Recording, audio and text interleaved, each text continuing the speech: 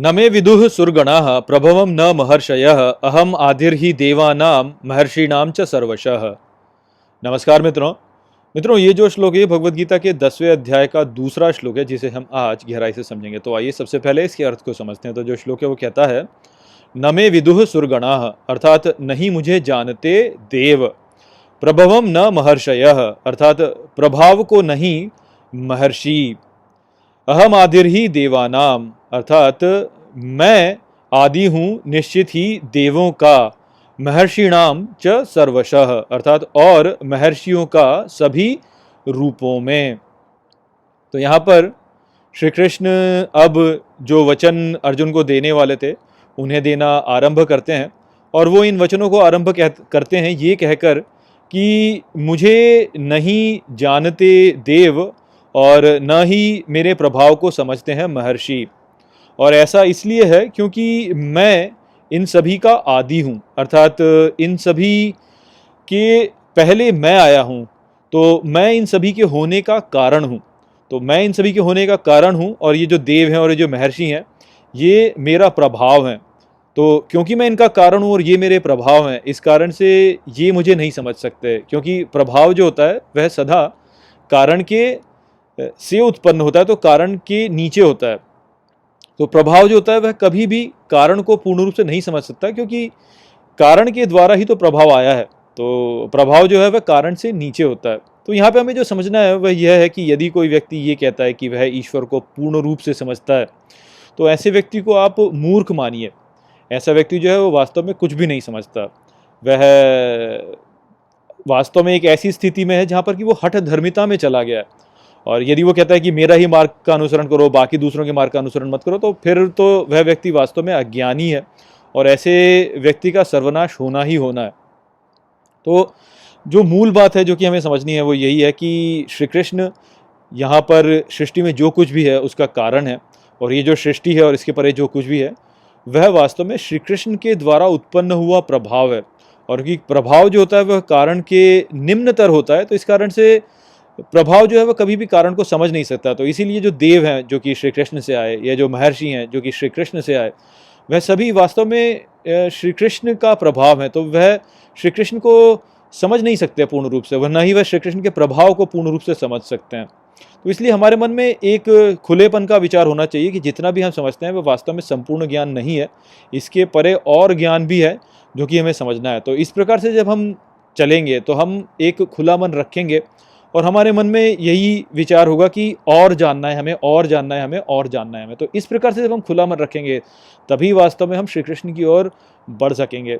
और जो ये कारण और प्रभाव का जो यहाँ पे तर्क है उसको तो हम अपने चारों ओर ही समझ सकते हैं। आप यही देखिए कि मान लीजिए कोई व्यक्ति एक यंत्र बनाता है, तो अब वो व्यक्ति जो है वह उस यंत्र का कारण है और उसका प्रभाव जो है वह यंत्र है। तो जो व्यक्ति है जिसने यंत्र बनाया वह उस यंत्र को अच्छे से समझेगा, पूर्ण रूप से समझेगा, किंतु जो यंत्र है वह कभी भी उस व्यक्ति को पूर्ण रूप से नहीं समझ सकता।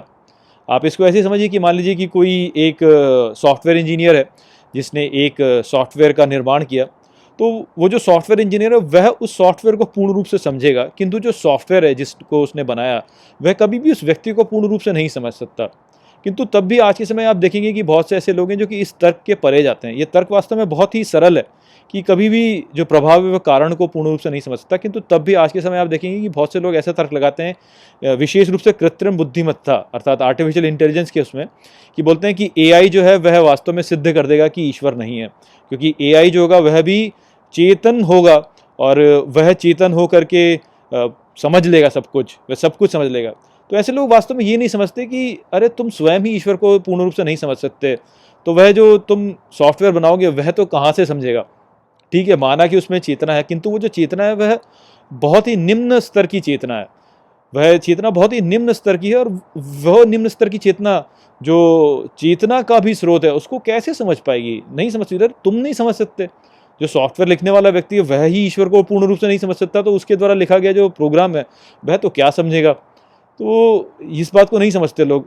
और आपको ये भी समझना चाहिए ना कि जो सॉफ्टवेयर इंजीनियर है जिसने कि उस सॉफ्टवेयर को लिखा, उसने कुछ नियमों के द्वारा उस सॉफ्टवेयर को लिखा ना, तो वो जो सॉफ्टवेयर उसने लिखा वह केवल उन नियमों तक सीमित है।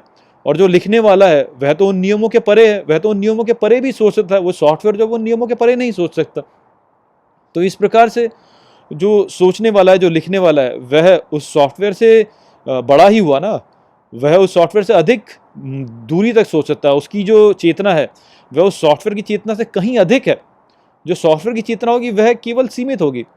तो ये जो चेतना के स्तर हैं कि कहाँ तक चेतना की सीमा जाती है, उसको लोग समझ नहीं पाते और फिर वह ऐसे मूर्खता भरे तर्क सामने रखते हैं कि जो आर्टिफिशियल इंटेलिजेंस होगा, कृत्रिम बुद्धिमत्ता, एआई, वह वास्तव में ये सिद्ध कर देगा कि ईश्वर नहीं है। तो ऐसे लोगों से हमें दूर रहना चाहिए। आपको ये समझना चाहिए कि कोई भी व्यक्ति यदि ऐसा है जो कि ये कहता है कि मेरा विचार जो है वह संपूर्ण विचार है, मेरे ही विचार का पालन करो, बाकी अन्य सभी विचार जो हैं वह सब झूठे हैं, ऐसा यदि कोई व्यक्ति कहता है तो ऐसा व्यक्ति वास्तव में ये कह रहा है कि मेरा ज्ञान सीमित है और जिस ज्ञान को मैं नहीं समझता उसको मैं समझना ही नहीं चाहता, वो ये कह रहा है वास्तव में। कोई भी व्यक्ति यदि ये कहे कि नहीं मेरा ही ज्ञान है जो कि सत्य है, बाकी सब तो झूठ है, बाकी सब मूर्ख हैं और बड़े बड़े ज्ञानी जो हैं सब मूर्ख हैं, ये सब बात को नहीं समझते, मैं समझता हूँ सब कुछ को अच्छे से, तो ऐसा व्यक्ति वास्तव में हठ धर्मी है। वह मन में खुलापन नहीं रखता है और वो केवल ये कह रहा है कि जिस बात को मैं नहीं समझता उस बात को मैं समझना ही नहीं चाहता। तो ऐसे व्यक्ति से दूर रहिए जो कि ऐसी बातें करें। श्री कृष्ण सबका स्रोत हैं, वह सबका कारण है और हम सब उनका प्रभाव हैं, और प्रभाव होकर के हम कारण को पूर्ण रूप से नहीं समझ सकते। तो हमें इस बात को समझ लेना चाहिए कि हम जितना भी जान लें तब भी हम श्री कृष्ण को पूर्ण रूप से नहीं जान पाएंगे, क्योंकि जो ज्ञान है वह अनंत है। श्री कृष्ण अनंत हैं, हम सीमित हैं, सीमित होकर हम अनंत को नहीं समझ सकते। तो इस प्रकार से जब आप समझेंगे तो आपके मन में खुलापन उत्पन्न होगा, आप ज्ञान के प्रति खुले रहेंगे। आप जो रहेंगे ठीक है, यहाँ पे भी कुछ तो है। कोई व्यक्ति यदि कुछ बोल रहा है तो उस किसी कारणवश बोल रहा है, उसके भीतर भी दिव्य स्थित है, वो किसी कारणवश बोल रहा है। चलो मैं समझता हूँ कि वो क्यों ऐसा बोल रहा है, क्यों उसकी विचारधारा ऐसी है। हो सकता है कि वो सीमित हो, किंतु कुछ तो वो बोल रहा है तब भी, और जो वो बोल रहा है वो कुछ सोच के बोल रहा होगा। तो आप यदि उसकी सीमित विचारधारा को भी ठीक से समझने का प्रयास करेंगे तो आप कुछ नया सीखेंगे। इस प्रकार का जो व्यक्ति होता है और बार बार कुछ नया सीखता जाता है, सीखता जाता है, सीखता जाता है, और इस प्रकार से वह अपनी चेतना के स्तर को बढ़ाता जाता है। उस प्रकार से उसके भीतर ये श्रद्धा उत्पन्न होती है जिससे कि वह दिव्यता के साथ में जुड़ सके। तो इस बात को हम सबको समझना चाहिए, अपने जीवन में खुलापन रखना चाहिए, हर विचार के प्रति एक खुले मन से उसको समझना चाहिए, क्योंकि जो भी विचार है वह श्री कृष्ण से ही उत्पन्न हुआ, तो उसमें कुछ ना कुछ दिव्य तो है ही, उस दिव्य को हमें ग्रहण करना चाहिए। तो यही विचार था जो कि यहाँ पर श्री कृष्ण ने बताया। आशा करता हूँ कि मैंने इस श्लोक को आपको अच्छे से समझा दिया होगा। चलिए इसी के साथ इस वीडियो को यहीं पे समाप्त करते हैं। नमस्ते।